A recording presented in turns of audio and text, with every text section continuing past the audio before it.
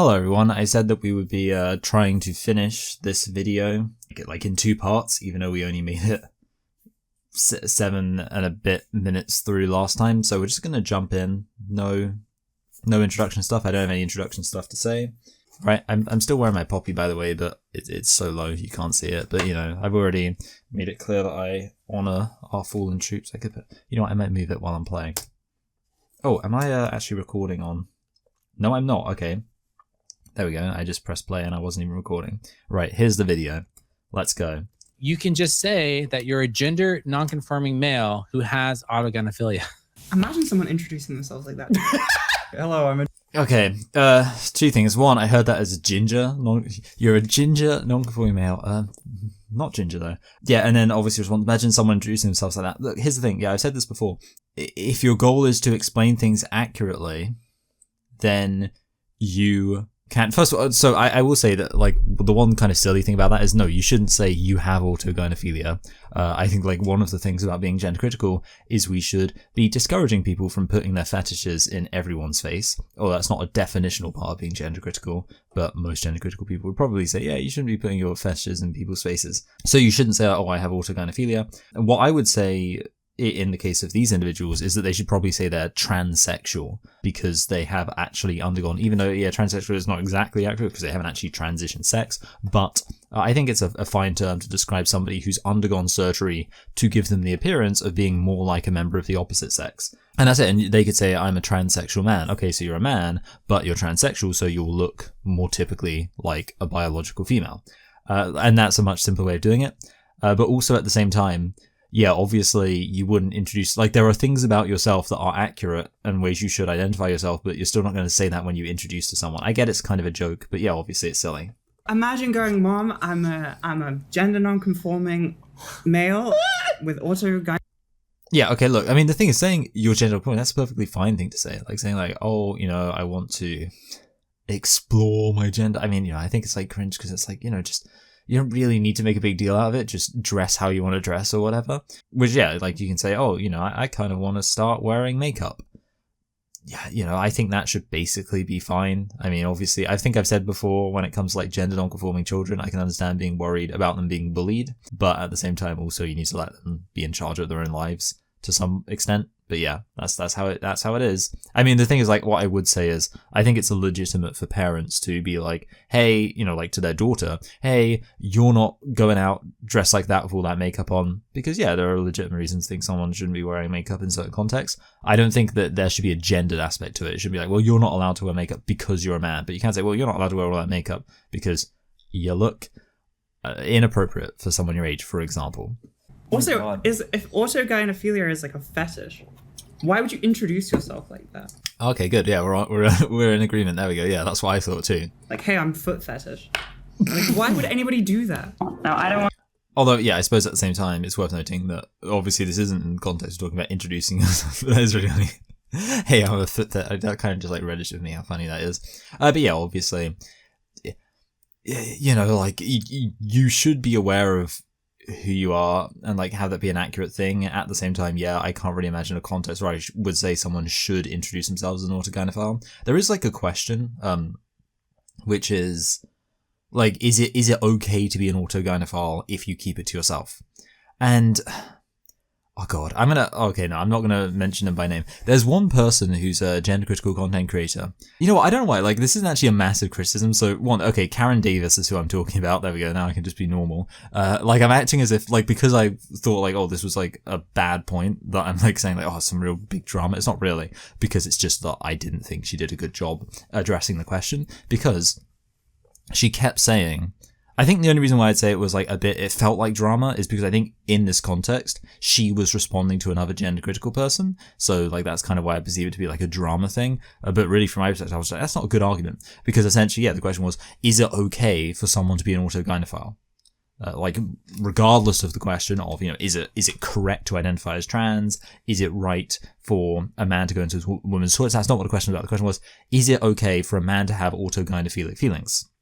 And she kept saying, no, it's not, because we don't want men going into women's toilets to do their fetish and stuff like that. And she kept like coming back to that. And it's one of those situations where it's kind of like, sometimes when someone has a problem with something, and then they can only criticize the thing by describing something else, they're kind of admitting they don't actually have a problem with the thing. You know, like a lot of Jamaican music, it has these really anti-gay themes in it. Like there's a song by Buju Banton that's literally just a song about killing gay people. It's actually quite a catchy song, which is terrible, but you know, that's how it is. Anyway, but like all the comments, like there were some comments people defending it. I was like, well, you know, this isn't about, like, essentially apparently the origin for the song, like where it came from, is that there was a pedophile in their community and they delivered some street justice to this pedophile, and that's like where the song comes from. So the song's about killing gay, you know, they use, if you know your Jamaican slang, they use the word batty boy, which means a gay person. So the song is, hey, you know, we went and killed a gay person, but the song is actually about we went and killed a child molester, which again, vigilante justice, not a huge fan of, but it's obviously a different situation. But again, I come back to that thing, like, if your criticism, like, if you're saying, like, oh, I'm really anti-gay, I hate gay people, being gay is awful, but then you keep saying, because they molest kids, well, it sounds like you don't actually have a problem with people being gay, you have a problem with people being a pedophile.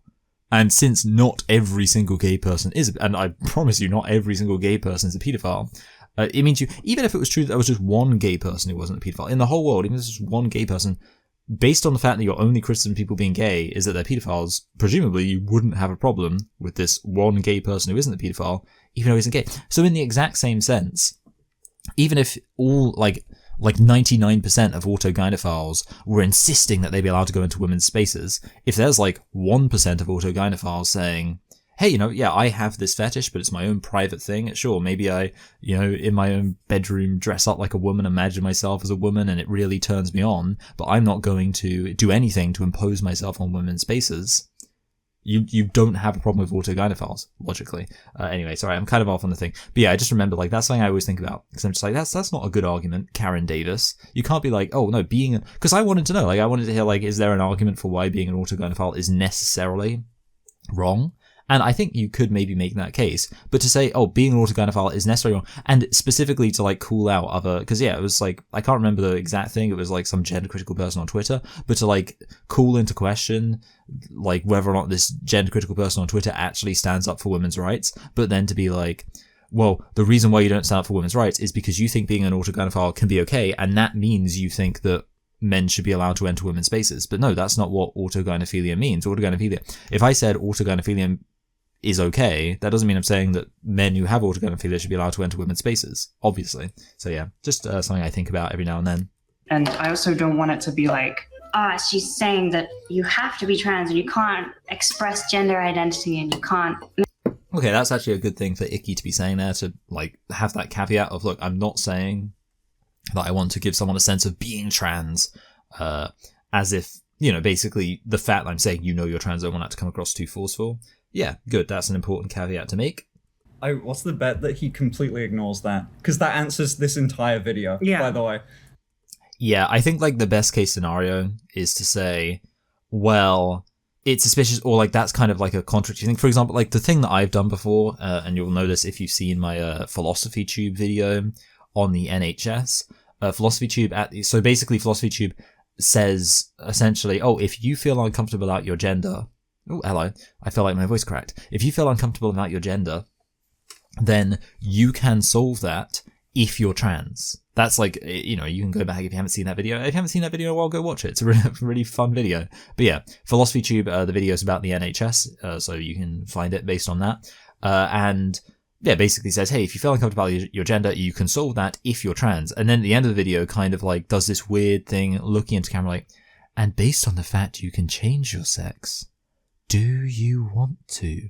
And as far as I'm concerned, based on that, if Philosophy Tube ever comes out and says, yeah, I don't want to like encourage people to be trans, I don't want to like make people think that they should be trans, they don't want to become, you know, give the impression that like in any sense I have some kind of forceful attitude that someone should definitely be trans in like an aggressive way, like I'm not about the hard sell, I just would say, well, that's nonsense, because in that video you really did the hard sell. You were like really weird about, hey, you should be trans. So yeah, for me, like if someone says like an explicit, I'm not saying this thing, I think you can ignore that if their actions, I mean, it's the whole thing with trans, right? They always say, well, we're not saying that just because you are gender non-conforming, that means you should be trans. But then every single time that they talk about trans identity, they constantly conflate it with conforming to gender.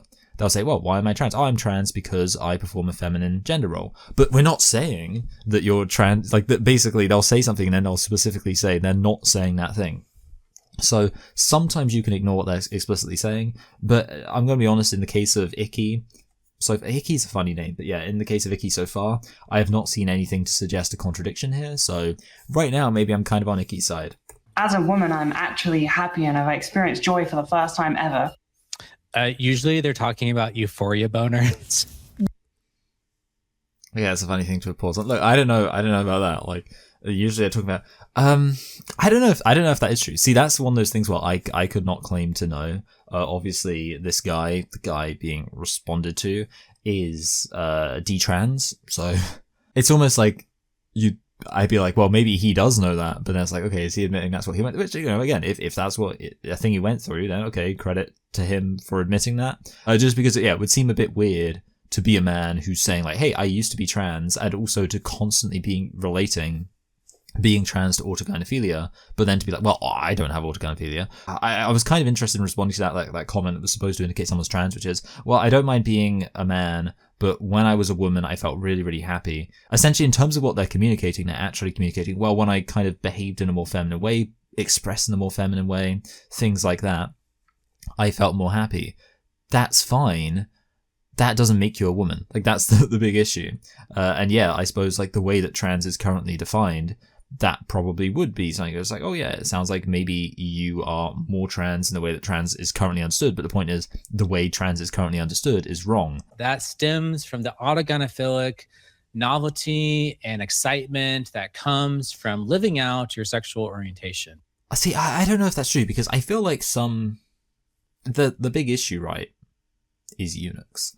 There are some trans people, and this wouldn't surprise me at all, that are almost more asexual, that have such a kind of confused, I don't want to say like confused, because I realize that there's nothing inherently wrong with this, it's just going against what's kind of typically the case, but relative to our current society, it would be considered confused and aberrant, which is one of my favorite words, because every single time I say it, it's one of those useless words, because you say it, and then you have to clarify that aberrant is not the same as abhorrent. Aberrant just means different. Whereas, so yeah, I should never use the word aberrant, because every single time I say the word aberrant, I'm like, I should make clear I'm not saying abhorrent, which is a different word.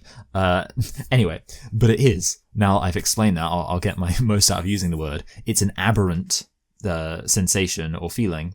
And as such, I wouldn't be surprised if there are some people who just don't have that sexuality at all. And for them, it's almost like a weird kind of spiritual thing. Like that's, again, I'm just completely wildly speculating here.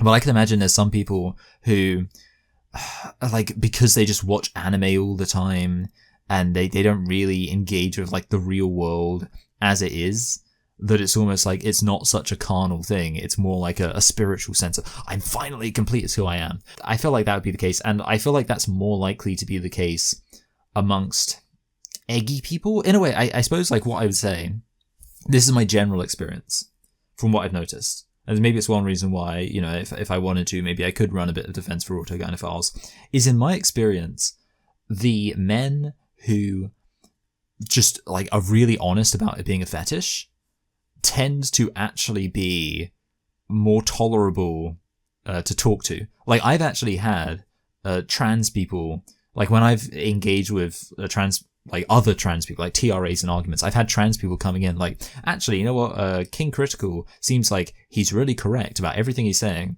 And then I've like clicked on their account because I've been like, oh, that's interesting. This person almost, you know, like, or whatever, like maybe I've thought they're trans, or maybe I'm just like, oh, you know, it's nice to see this person's, you know, running defense for me, coming to my side.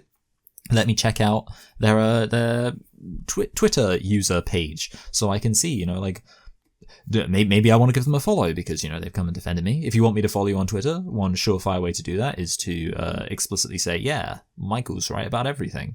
So yeah, click on it. Porn. like every single time. No, that's not true. Not every single time, but several times I've had like situations where someone who either I've seen they're trans or whatever, I've just clicked on them for whatever reason, but someone who one way or another it becomes clear to me they are trans, but they're defending me in the whole like in a trans argument, and they're saying no, actually, he does have some good points. A surprisingly high proportion of the time, they have some kind of OnlyFans situation going on. They're posting some kind of like picture of them in, like women's underwear and stuff like that. But again, it makes sense because like, hey, like they admitted to the fetish. So I guess that's my one thing. My suspicion is that actually, this idea that there's like really secret autogynephiles who are lying about it, that doesn't gel with my experience, where for me, it almost seems like when someone is an autogynephile, it's obvious and they don't even really hide it. So if someone's like, for example, ContraPoints, I would say that ContraPoints, the fetishistic aspect of it is on full display. So based on that, like, I honestly don't think that either of these, well, see, Finsta is weirder because Finsta actually does kind of do all sorts of like sexual stuff. But like this icky person, like, dressed kind of just whatever, like compared to ContraPoints where it's like, oh yeah, I'm going to shoot a video, let me put on my latex outfit and whatever. Like that's a different situation. But again, the fact that it seems to me like most transgender people, if they are, well, like so many of them are just like barely even trying to hide being autogynephiles. If that, even though they might explicitly deny it, but in terms of their actions, it's really obvious. I'm kind of inclined to operate on an honor policy and just say, hey, if someone's actually denying it, they're probably being honest. That's my policy, just because most of them don't do a good job at hiding it. So if they're doing any kind of job at hiding it, it's probably not there. All men or all women are like this when it was just you. Yeah, okay, so that's the thing I said. Like, it's a bit interesting to be saying this. Like, but again, no one really knows. I refuse to believe anyone could know with enough confidence that everyone's like this. I would have to see some strong argument to be like, this is always why people are trans. That's why what I've always said is, I think it's worth noting some of these things are probably true. And, everyone knows my standard argument for autogynephilia. You can go onto 4chan. Although, again, I remember my whole, like, rant I went on last video. I don't know if it's rant or ramble. I always confuse rants and rambles. Rants are when you're angry. Usually I'm not angry, I just ramble. About how, like, actually in my head, I've always kind of thought of autogynephilia as being more like a gay, sissy bimbo thing.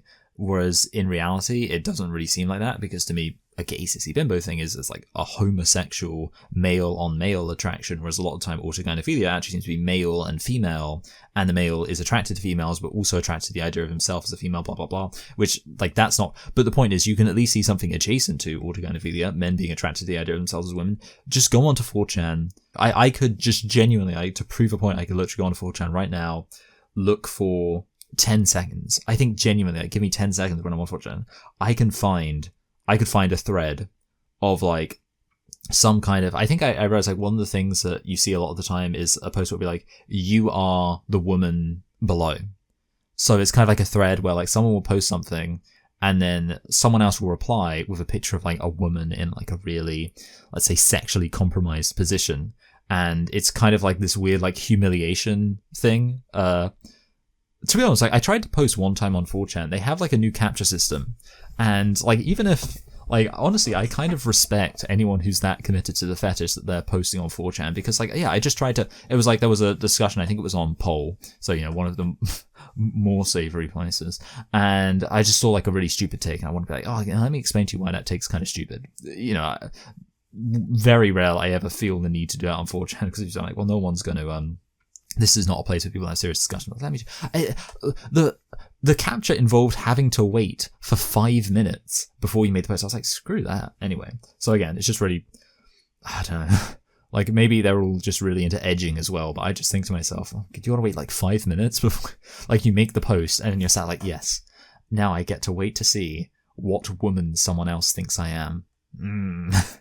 Is that the only joy this guy has? I know when I get a boner, I think, I'm finally happy for the first time in my life. Yeah, that's kind of the other thing. Like, I can't actually imagine people do like what I was saying about like the whole spiritual thing. I actually can't. Sorry, I'm really on Finster's and Icky's side here, which is just because sometimes I think, I mean, I actually think that's a point to my credit. I'm really good. Sometimes I get comments like, let's say, for example, I don't know, I've just made a video explaining why the Electoral College is really stupid, and I get loads of comments from people saying, hey, this video is really bad and your arguments aren't very good. The problem is it's very difficult for me to respect that kind of response when, like, if someone said, hey, you know, actually these arguments are really good, but I think these other arguments are bad, or something like that, because it seems to me like some people aren't capable of understanding that it's possible that there will be good arguments for a position they disagree with and bad arguments for a position that they do agree with. And as such, a lot of the time for me, when I see someone saying, hey, your arguments aren't very good, this video isn't very good, you're much worse at arguing about this point than you are about the trans issue. Like, it doesn't bother me because mentally I just think, no, all I'm hearing here is, hey, I disagree with you and I can't handle the fact that someone can make good arguments for a position I disagree with. So I consider it quite a point of pride that I am able to watch, you know, I don't agree with Finster and Icky, but I'm able to watch it. Yeah, that's actually a good response. And yeah, you should. Yeah, I hope that you, throughout your day, if you engage with like politics and debates and things like that, you have moments where even though you might disagree with someone in their ultimate conclusion, you're still kind of nodding along. No, that's actually, you know, as far as arguments you could be making for your case, that's a perfectly good argument to be making. Because if you have that, then that means, well done, you're kind of a more intelligent person than someone's just like, well, I disagree with that, therefore it must be a bad argument. Anyway, but yeah, that to me, like, that's the thing. I can personally say that I do not conflate sexual arousal with happiness. I wouldn't say joy. Like, when I feel happy, if anything, it's like the opposite, because I know that there's like a thing. I actually saw a video about this recently. It might have been a James Bond thing. I can't think. No, it seems a bit too naughty for James Bond. But basically about the fact that men get boners when they kill someone. I can't think what it was that it was a film I was watching. But I also remember reading about this in a book as well. Like, there was a book I was reading about serial killers, and it said, yeah, like, when serial killers, you know, certain men, if they kill someone, they get hard from doing that. Which again, so to me, I'd say maybe it's more about excitement, exhilaration, things like that, but not really joy. Like, genuinely, to me, it's almost like those feelings are antithetical. Like, if I imagine myself like just experiencing like pure joy, pure bliss, just a moment of wow, incredible. Like, I'm looking out over a beautiful landscape.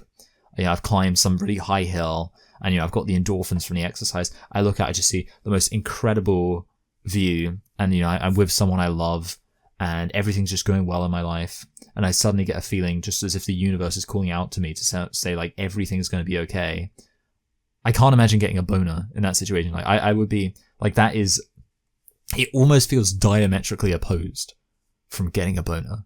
Like, that experience, they just feel like very different. So yeah, I don't really get this conflation of being aroused and having euphoria, because to me they seem like very different experiences. In the very early stages of understanding your identity, you can get a testosterone-based excitement because your brain Yeah, okay.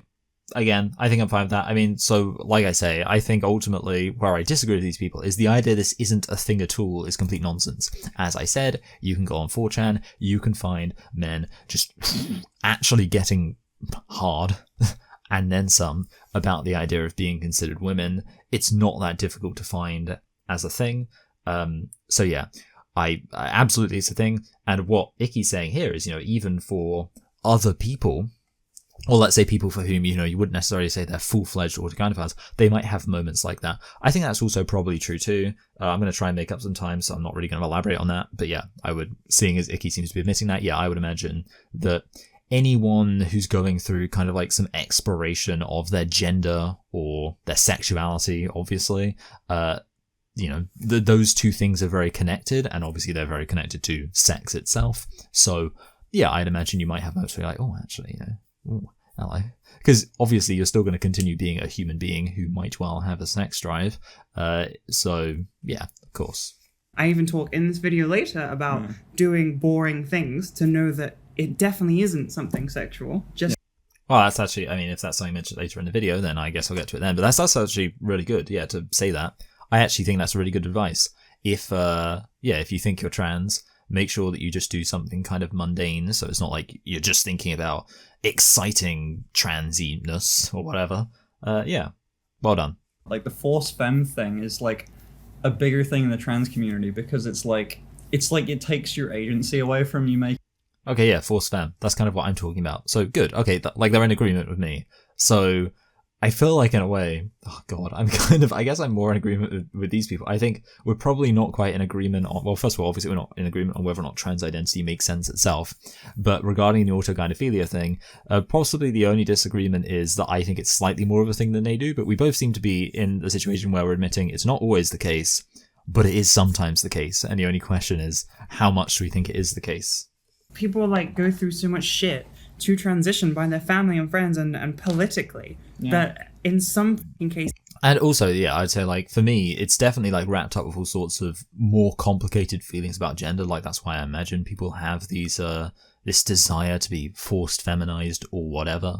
But I don't know if I'd necessarily say it's the exact same things that they're talking about. They're talking about being because like society's like not letting them be trans, and that's why they need to be like forced feminized and stuff like that. I'd say it's just because people have all sorts of weird ideas about gender. Like gender roles, I think, are very sexualized.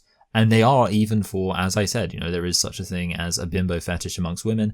I think that is something that even women sexualize. Like, I don't want to really go too far out on a limb here, but I mean, isn't that what, like, the whole 50 Shades of Grey thing is, kind of? Like, the fact you have this man who's, a billionaire, he's a provider, but he's also very domineering. There's lots of gender role stuff going on there, and obviously some women were into that. But, you can kind of exaggerate that to varying extents. I think there are some women who would derive some amount of fetishistic enthusiasm from the idea of being like a 1950s housewife. Again, I'm not saying all of them. I'm not saying like it would be a thing that, well, obviously I'm not saying all of them. I don't even need to clarify that. But I suppose what I mean is I'm not saying like there's a whole load of women walking around in an equivalent way to trans identity, like we want to be 1950s housewives and blah, blah, blah. But no, yeah, I would imagine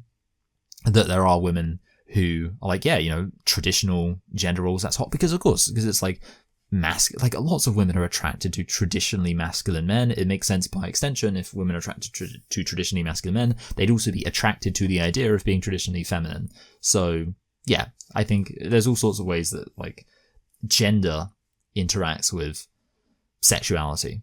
It's the same exact thing with autogynephilia. You're living the truth of your sexuality, and you're living it without shame, and that brings joy and happiness. That kind of feels like he's walking back his point, because that seems like it's not fetishist. He's essentially just saying, well, your sexuality is part of your identity, therefore you're doing that, therefore you feel happy. It's kind of like, it's like if someone said, for example, when I got married to my wife, that made me happy. But like, just because, and obviously that's related to like I'm heterosexual. That's the reason why I have a wife and not a husband. But that doesn't mean that me getting married to my wife was a purely fetishistic, like sexual thing, just because it was tied up with my sexuality. Wait, so being trans as a sexuality is not an identity? Well, sexualities are identities, but whatever. Okay, I forget. Oh, no. It's November. No, not with the Christmas adverts. It does. It's not Christmas. Like, to me, it's so simple. December 1st. Start doing Christmas things. It's so simple. Why not? Oh, God. And it's like, because I like get really into Christmas on December 1st.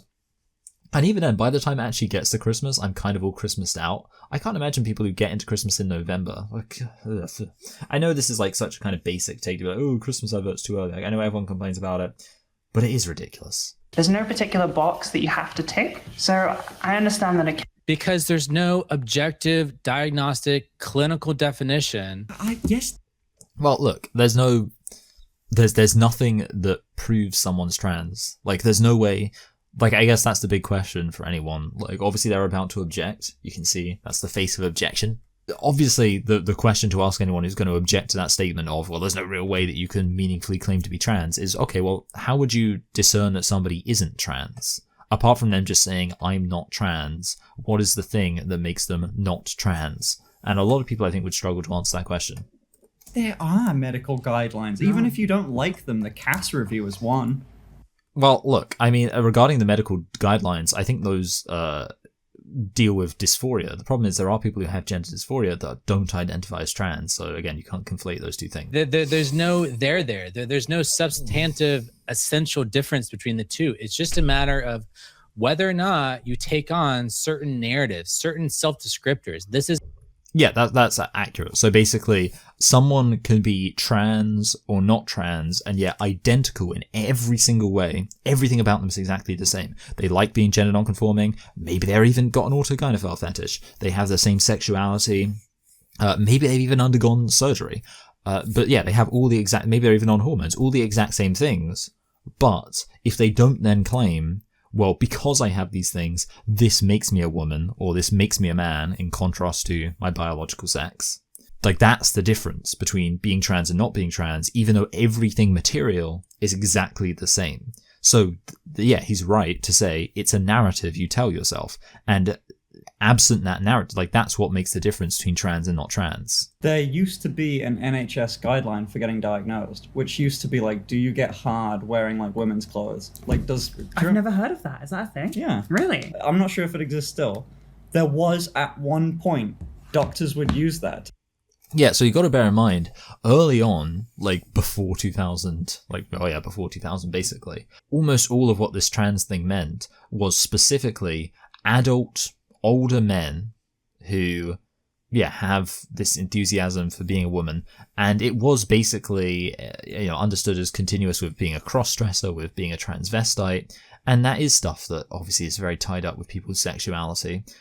This was understood as more of a sexual disorder, accurately, because that's kind of what it took the form of. And I would argue, considering that that's the thing that existed prior to all of this social contagion, that's really the truest form of trans identity.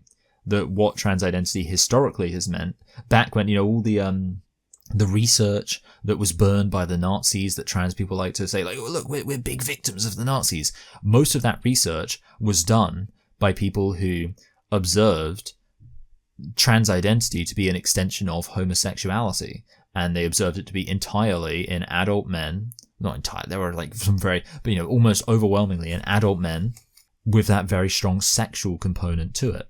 So it makes sense that one of the questions people would have asked early on was, hey, is this something that gets you aroused? Because that's what it used to be. And it's kind of a quite contemporary innovation to be like, oh no, this is something experienced by 12-year-old girls, like, because they like watching anime and stuff. Like, that's not a historical thing. I think that if you experiment with your gender and you get so much joy from it and so much energy.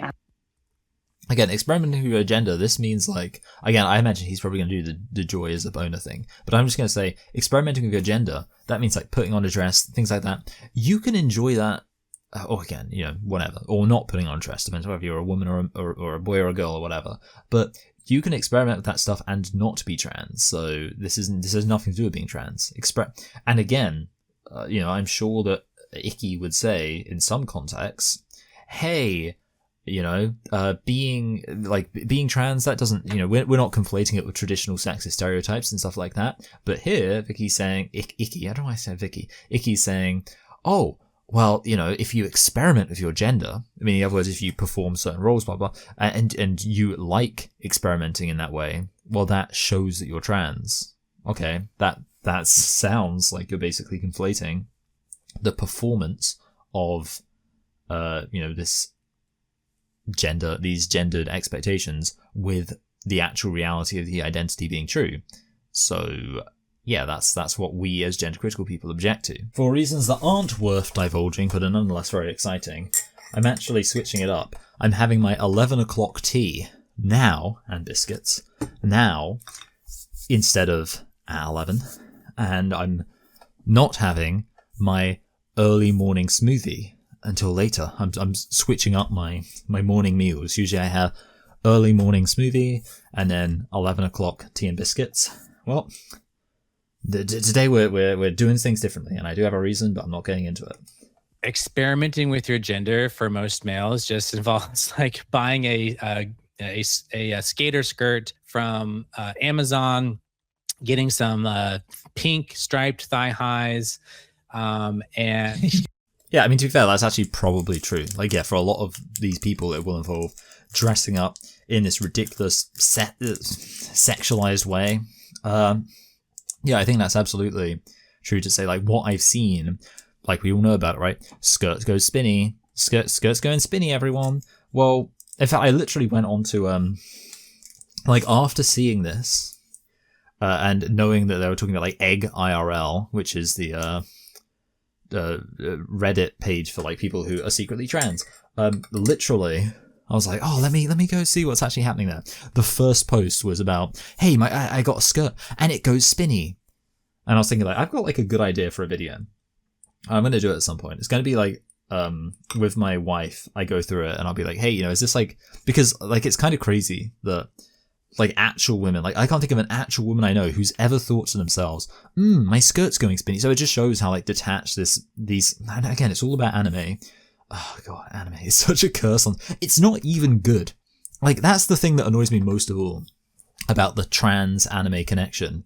Anime is shit. It's so crap.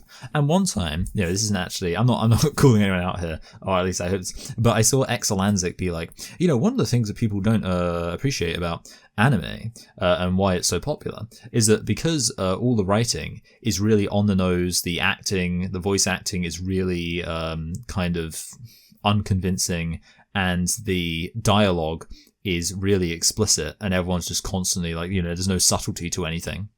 And that makes it very accessible to autistic people who aren't able to read subtle social cues.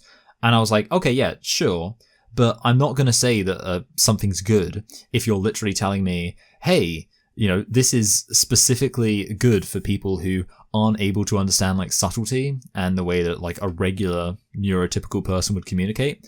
Because I am a regular neurotypical person, so I prefer to actually see, you know, good acting where people behave like normal people, instead of things where like, oh, looks like I've got to do this thing, and now I have to do this thing, but I'm worried about this thing. Blah, blah. Like when they just tell you like what they're thinking, it's like, that's crap, that's shit. If you like anime, go home. Like, it's just so bad. Anyway. It's not even wrong. He's got us there. I don't know how that takes away from the point, but He's got the Okay. So the joke here, I actually also got a chocolate biscuit. A chocolate thing. I didn't want to mention it. God, you know what? This is going to be like I shouldn't be eating something. I thought it would be easier to do. I thought I'd be able to like take a bite, eat. No, okay. Shout out to the people who still respond or comment on that Lindsay Ellis video I did, where I was having dinner. I was like, oh, just have like a few mouthfuls of dinner. And I got people being like, you're so disgusting. I can't believe you eat food. Like, it's so obnoxious to eat food while you're recording, blah, blah, blah. I did it one time, whatever, anyway. But yeah, very funny that they're just admitting this is, yeah, what they do. Like, yep, that's how it is. Like, that's the thing.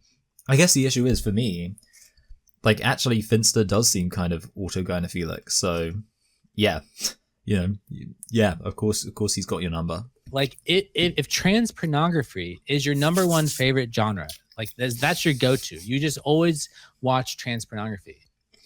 Okay, I really like that comment because it implies, like, he specifically worded it that way to be like, hey, you know, I only watch trans porn 45% of the time. It's not my number one go-to genre. you do have to get a gender incongruence diagnosis in the UK. I have one.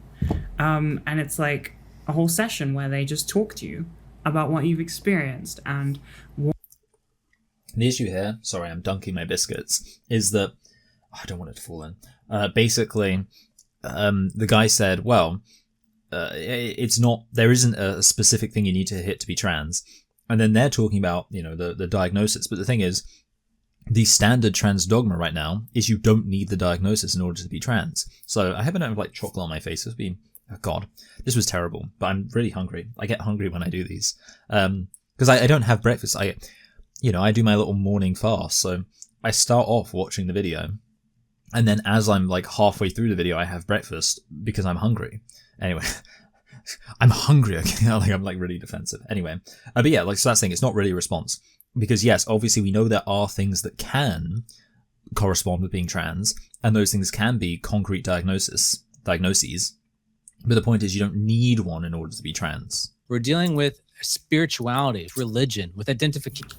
Religion? It is like a religion, as I've said many times before. I finished my biscuits. Don't worry, everyone. I finished my biscuits. Okay, we're done. We're in the clear. I'm sorry if like there's any mouth noises happening because my mouth is full of biscuits. I apologize. Sorry, babe. I gotta go to church.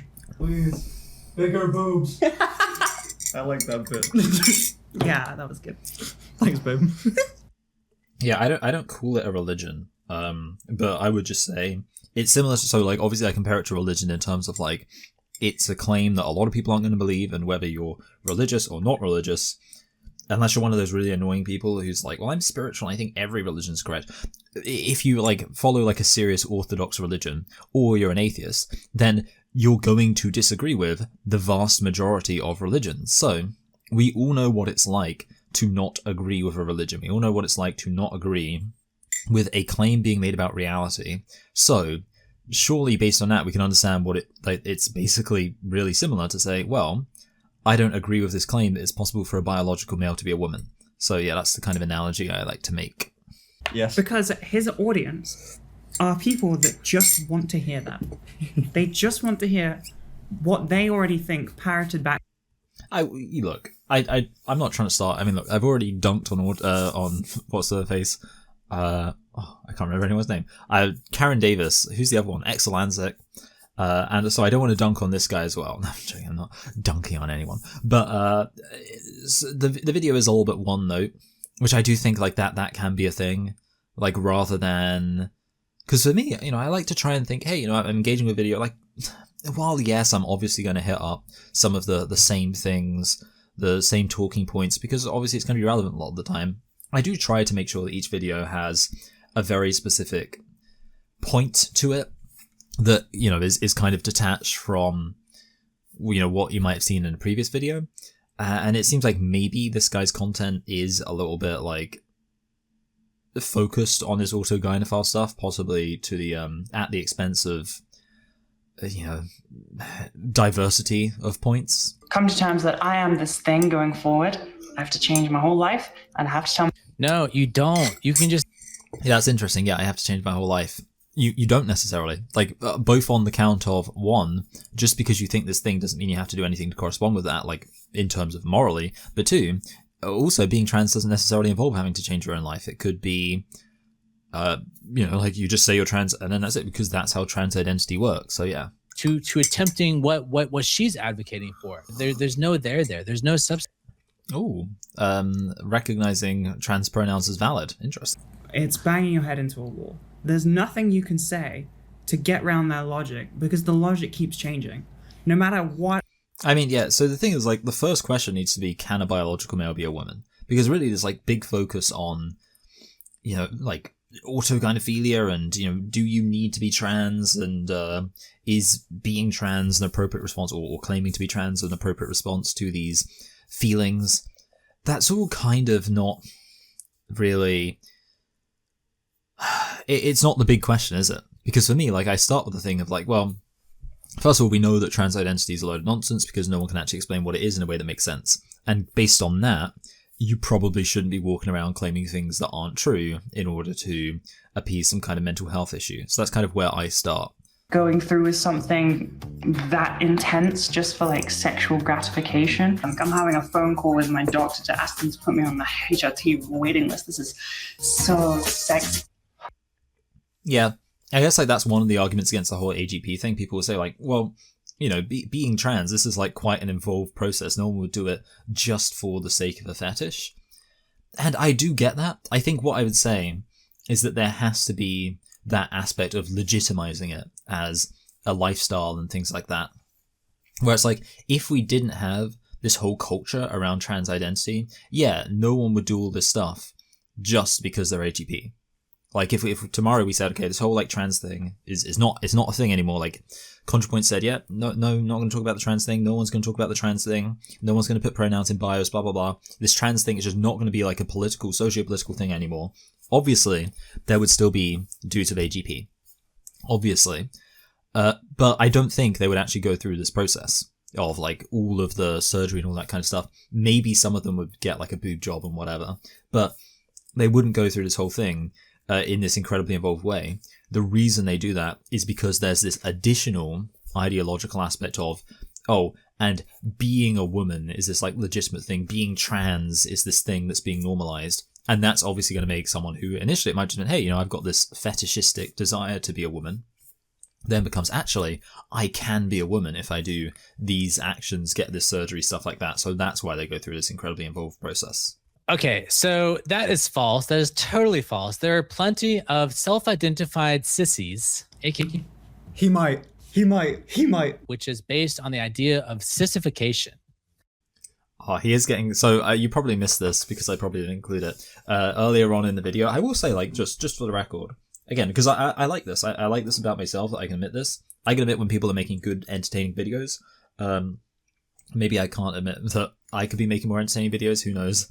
I feel like I might be cursed to be have really discerning taste in terms of like, I'm like, oh, this is a good video, this is a bad video. But then who knows? Maybe like I'm blind to the fact my videos are shit. Who knows? But anyway, basically, I do think that this video by Icky and Finster is thoroughly entertaining. They've made some like funny jokes, funny comments. They've had some good banter together. And I just want to give them credit for that. The one thing I'll say, so earlier on, they made a bet on whether or not he was going to use the phrase sissy hypno porn, or I think just sissy hypno. So I am actually quite interested myself. I'm kind of invested in, is he going to say sissy hypno? Because, so Finster's the one who betted that he would, and Icky betted he wouldn't. I think the stakes are £5. You will see that there are plenty of self-identified sissies, aka people who clearly think of Sissiology. Oh my god, yeah. I didn't even... I mean, I'm not really surprised. I didn't know that this was a subreddit. Sissiology. This is just a different type of person. Yeah, He's it's just just a trying to link different thing. two different types. Yeah. what do daddies think about sissies that take hormones. Yeah, I mean, so again, the thing is, you say like there are two different types of people. In admitting that, you're kind of dunking on your whole thing, though, because, like, the whole point would be, yeah, you can be an autogynephile who takes hormones and goes through the surgery, and that doesn't make you trans. But at that point, it's kind of like, well, why are you then saying the fact that you want to present in a feminine way or be treated in a kind of feminine way, why are you saying that makes you trans? Like, that's kind of our point. The point that, yeah, actually, like, some of these people might not specifically identify as trans. They might say, hey, I'm a man, but I have this sissy fetish. But if they're like taking hormones to go along with that and all that kind of stuff, then materially they're very adjacent to trans. So that would prove that really the different, like, trans isn't like a material reality thing. It's just an identity that people apply to themselves based on things that lots of other people do without saying that makes them trans. Effects of hormones. Sissy on hormones. Hormone therapy. Sissies who have taken hormones. Started hormones. Continuing taking hormones. Yeah. So like the point he's making here, which I think is a point worth making, is that yes, there are people, and actually, yeah, this is a pretty good response. So obviously the thing of like, why would someone do all of this stuff just based on a fetish? Well, he is proving that there are people who undergo aspects of the surgery in order to, or, you know, like the medical treatment, based on something that is clearly fetishistic. So he has proved the point there. Well done, him. Okay. Yeah. I never denied that it does exist, but I meant full transition, which Yeah. is exactly what I said. But that's not. I think that's like a bit silly to suggest that, oh, they'll do the hormones, but they won't do the full. I mean, again, what does full transition mean? Because obviously, technically speaking, does full transition mean claiming you're a woman or what? Now, yeah, I'd imagine maybe if someone has a sissy fetish, they probably wouldn't get bottom surgery, as it's euphemistically called. But, well, are we? Does that mean that we're going to say that trans people are only valid as trans if they've, you know, had a vaginoplasty? Because, well, that would be quite a hardcore trans medicalist take. But yeah, to me that just seems like earlier on they accused this guy of moving goalposts. Well, it seems like they're the ones moving goalposts. I like how Finster's completely blurry right now. Not even counting all the trans women who start off with a sissy kink, start the hormones, and then disavow their cisty identity and take on the trans identity. Well, yeah, that's another thing. It's possible that it starts off as a cissy kink and then it actually moves on to something else. That, you know, just because the autogynephilia is part of it, that doesn't mean it's going to be the prevailing thing they feel for the entire time that they identify as trans. And then they're like, oh, I'm actually just a trans woman. I don't like that. I'm going to transition. Oh, God, we've got 4 minutes. Okay, look. We have 4 minutes until I'm supposed to stop recording. We have just under 8 minutes left. I'm going to switch to double speed. I'm really sorry. I have to do this because I want to finish this video. Ready? They still like to watch sissy hypnopornography. There it is. Okay, good. I'm glad we at least got that. That's a big moment. I wonder if that's like the most replayed moment. Yeah, most replayed. That makes sense. So yeah, sorry that was at double speed, but I assume you were at least able to hear the words there. I think because I'm just going to watch it in double speed. You know what? Let's watch their reaction just in regular speed, just for fun. But yeah, if I'm watching in double speed, I'll probably just repeat the point that's made because obviously I understand if you're, for example, I mean, one, you might not be able to understand double speed anyway, but two, if you can understand double speed, you might well be watching this video right now that I'm making in double speed, in which case what they're saying right now would sound like it's quadruple speed, and I wouldn't expect you to be able to understand that, so I'll help you out there. Ready, let's go! First he dragged me in a video, and then Okay, well that actually wasn't. Yeah, I thought the reaction was going to be like more exciting. Anyway. Upwards of 80-90% of all trans women. 89, he's the same. So yeah, he just said 80-90%. I don't know, whatever. I maybe I should just be really conservative with what I'm responding to. He's throwing out like random statistics on how many trans women specifically are like autogynephiles, which again I don't really agree with because you can't know that. Jesus, goddamn! At the end of the video, motherfucker. if I went to So yeah, basically, I'm really powering through because there's nothing like, I mean, there's nothing that I desperately need to respond to. There's nothing I desperately need to respond to in this whole video. The light's really coming through. See, this is why I set my allotted time that I record perfectly with when the light starts to just shine through and completely wash me out. Way. Anyway, yeah, basically the point there was just like, well, really, I guess he just cares about the bathroom stuff. And it's like, well, yeah, obviously you should have anticipated that is like something people are going to be thinking about. That essentially, I mean, I guess, you know, the real thing is, it all comes down to, is trans identity valid? Like, that's kind of the thing with autogynephilia. Autogynephilia is not that important of an issue. The big thing is, well, you know, because if it was true, for example, that someone can have autogynephilia and that makes them legitimately a woman, well, okay, they should be able to use the women's bathrooms. So essentially, that's not really the issue. The question is, well, does anything make someone legitimately a woman if they're a biological male? And if the answer is no, well, obviously they should never be using the women's bathrooms. Asked me if I was pregnant. I said no, and she really pressed on it. And I told her I was trans, and she was like, "Oh my god, I didn't know." It's harder to go about the world being a trans woman. Yeah. That's actually a real compliment. Although maybe it implies you're fat. Sorry. Again, I realized I was playing at double speed. I apologize.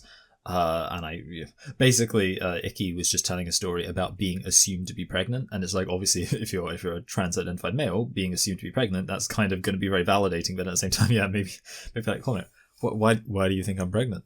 What's going on here? Not to say there's anything wrong with having a bit of a tummy. It's perfectly natural. But I'm just saying, some people do make an effort to avoid that, and as such might be insulted. He saw me and popped back in to ask if he was in the right restroom. He was at the urinal. Yeah, so okay, they're talking about this thing, which is actually something which essentially the situation of if you try to do bathroom segregation completely perfectly by sex, it will confuse people, because there are some people who don't appear to be the sex that they are.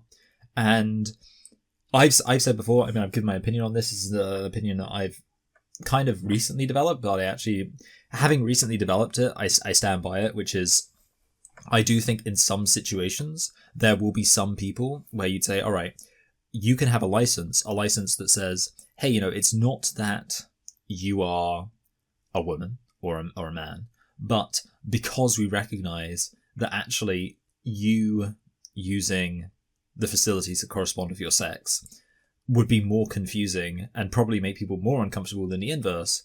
And I especially would apply this to trans-identified females who, might have beards and stuff like that. That's obviously going to make women uncomfortable. And I don't think it's something that should be liberally given out at every opportunity, but I do think, that would solve a lot of these problems, because it is true that, not everything is going to line up perfectly with how you would expect based on biological sex. In the vast, vast, vast majority of cases, it does, and even the vast, vast majority of trans-identified cases. But yeah, I could imagine that there are some individuals who look more convincing as what they claim to be than others. I think I'm convinced. I don't remember the person I was when we started this. Yeah, Right, so we're at the end. Thank you everyone for watching this. I hope you enjoyed, and I hope to see you all next week. Except, wait, am I? No, yeah. So next week I will be doing a video. God, look at how like washed out I am. Like I'm just like, Anyway, it's like the sun is shining in. But then look, okay, watch this. I'm gonna suddenly become so dark. Okay, get ready. Hello. Oh, that's actually not so bad. I feel like, is it? I didn't think. Oh, so maybe I've got the automatic like light reaction thing on. Anyway, like my blind is completely drawn. You wouldn't tell. Look, that's it. That's a completely drawn blind there. Anyway, right, everyone. I'll see you all next week. I hope you enjoyed this video. I'm glad we were able to get through it in just 2 parts. It means that next week I can, we can do the nominations and the votes and all that stuff again. But yeah, like I say, so I might have cut myself off there. Next week I'm doing a video, but then I think 2 weeks in a row. Actually, no, possibly just 1 week. I'm confident. It's touch and go, actually. I get back from America. I'm going to Thanksgiving with my wife's family, my in-laws. I get back on the Sunday. So there's one Monday I miss. Then the Sunday after the Monday I miss, I'm back. We'll see whether or not I feel like doing the thing. I probably will, but yeah, alright. See you later. Bye.